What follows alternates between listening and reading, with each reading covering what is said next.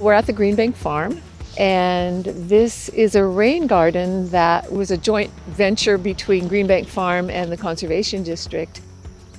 It takes the water that comes off the roof for this barn, and you can see that the gutters are coming down into the ground here.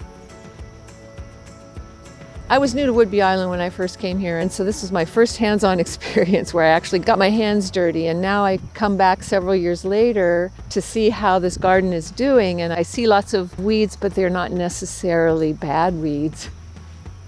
Because eventually the plants, they know what to do, and they take over, and they just keep producing seeds and berries. Because of this idea of creating a little patch of a native community, I've done that on my own property, and it feels doable. When I think about shrinking the whole lawn, it's too much, but if I do a little patch and then maybe a little patch over there next year and connect them, it seems more doable.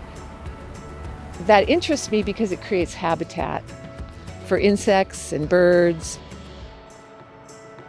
It puts life into the soil.